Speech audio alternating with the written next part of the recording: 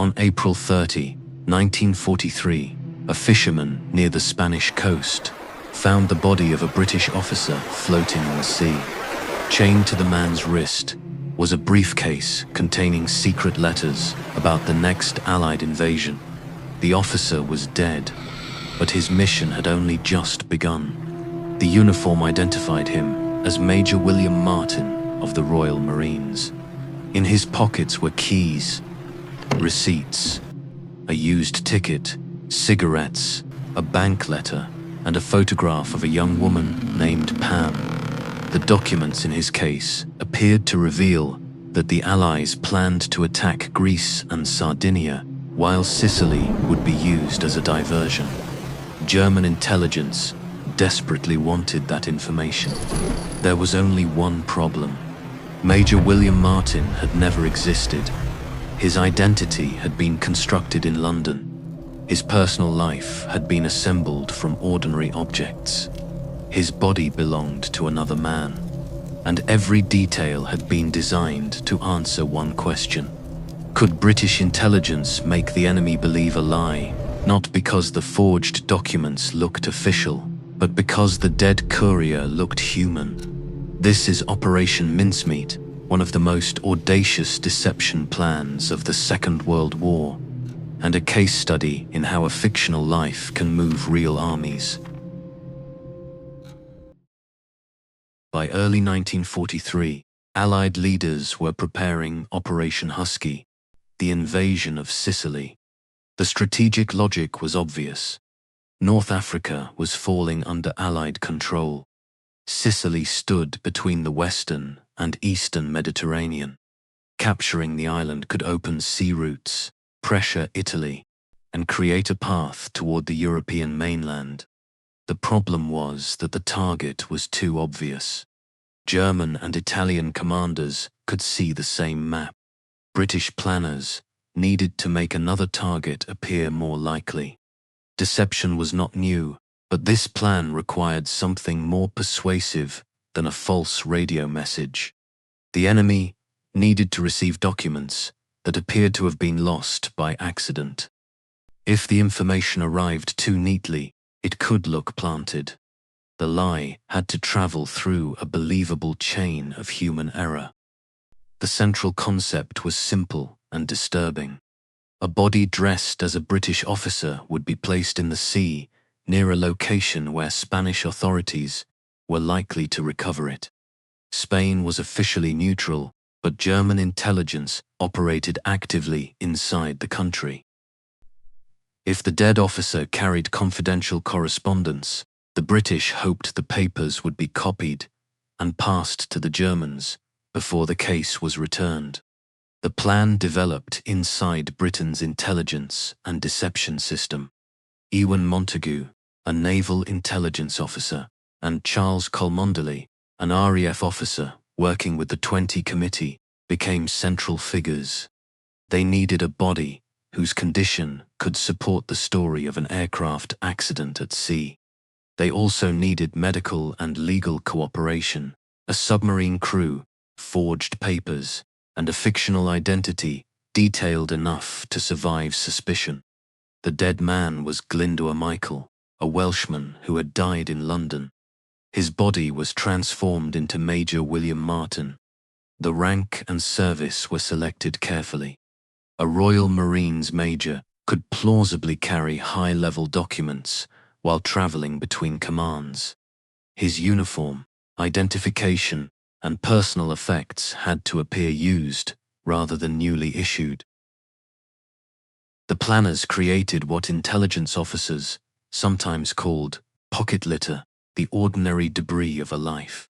William Martin carried a photograph of Pam, a supposed fiancée. He had letters that suggested affection, tension, and future plans. He had financial trouble. He had receipts. He had keys. He had the small imperfections that make a person believable. A flawless identity might look manufactured. A slightly untidy life looked real.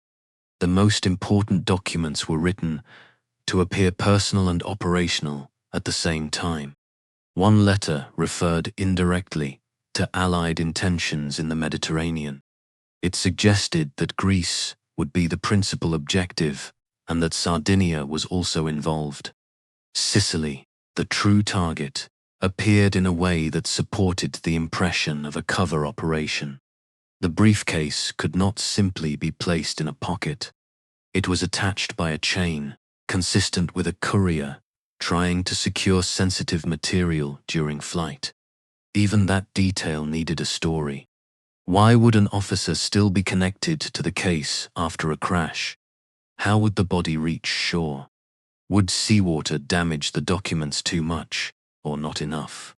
Operation Mincemeat depended on hundreds of small questions being answered before the body ever left Britain. The submarine HMS Seraph carried the body toward the coast of southern Spain. In the early hours of April 30, 1943, the crew released Major Martin into the water near Huelva. The location was selected because currents could carry the body ashore and because German intelligence contacts were known to operate in the area. The body was found. Spanish authorities examined the case. British officials then performed a careful act of controlled anxiety. They requested the return of the documents, but they had to avoid appearing so desperate that the Spanish would suspect a trap.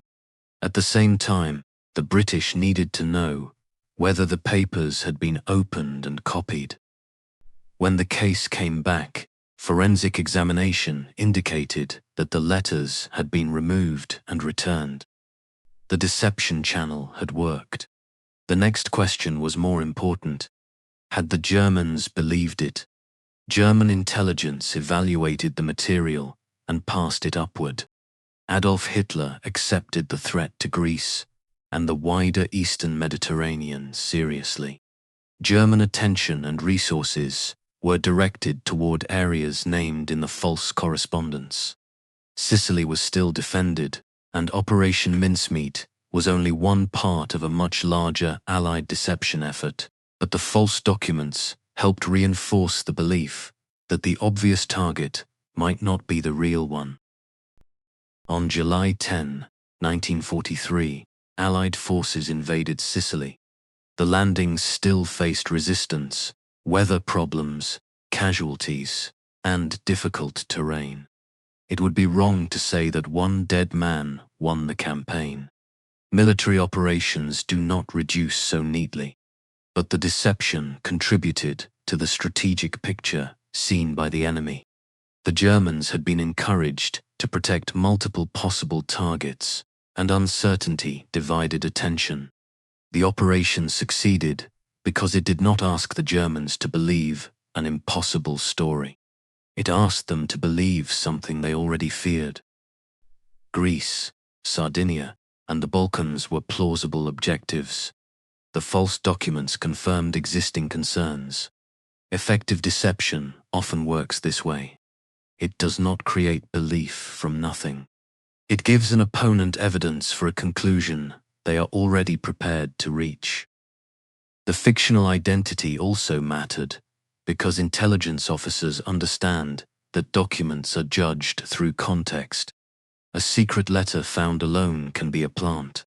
A secret letter attached to a complete person, recovered through an imperfect neutral bureaucracy, looks like an accident. Major Martin's love letter, receipts, and unpaid bills did not contain strategic information. They made the strategic information believable. There is a darker layer to the story. Glyndwr Michael was a real man whose body was used to create another identity. For decades, public retellings focused on Major Martin, while the man beneath the uniform remained obscure. Modern accounts have restored Michael's name to the story. That change matters.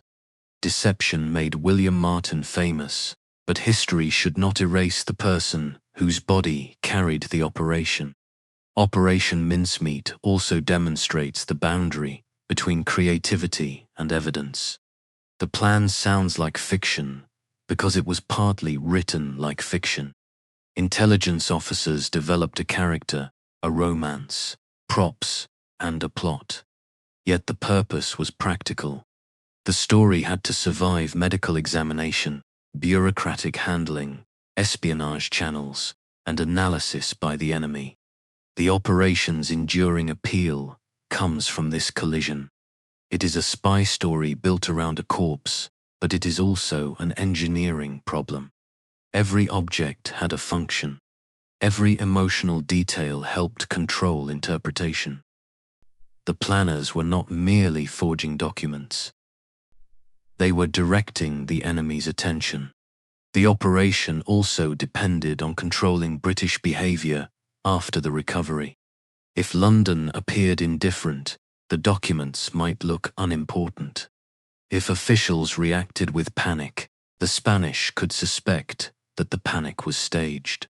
Requests for the return of the case had to communicate believable urgency. This was deception performed not only toward Germany, but through every institution between the beach and Berlin. The Spanish position made the route possible. Spain was neutral, but the country contained competing sympathies and active intelligence networks. British planners expected that officials would follow formal procedure, while German contacts found opportunities to inspect the material. That expectation was risky. A single official could have sealed the case, destroyed it, or returned it unopened. Mincemeat succeeded because the planners understood the political environment as carefully as the physical currents. There was also no guarantee that German analysts would trust documents found on a body. They knew the Allies used deception. The forged correspondence, therefore, avoided giving the appearance of a complete operational plan. It contained indirect references, personal language, and information that required interpretation. Analysts who believed they had discovered the meaning themselves were more likely to defend the conclusion. This is one of the operation's most important psychological features. People are often more committed to a conclusion when they feel they have uncovered it, rather than received it. The documents did not shout that Greece was the target. They encouraged the reader to connect clues. That sense of discovery turned the German analyst into a participant in the deception. The body was later buried in Huelva under the name William Martin. The fictional officer received a real grave, while WWII's identity remained hidden for years. That final transformation shows the moral complexity of intelligence work. The operation protected Allied lives, but it also used a vulnerable dead man as an instrument. A complete history must hold both facts at once. What is documented is that British intelligence created the identity of Major William Martin, placed false operational correspondence on the body of WWII, released the body near Huelva from HMS Seraph, and successfully allowed the documents to pass through Spanish hands to German intelligence. The false information supported Greece and Sardinia as major Allied objectives before the invasion of Sicily. What is disputed is the exact scale of the operation's effect. Some retellings present Mincemeat as the single trick that changed the entire campaign.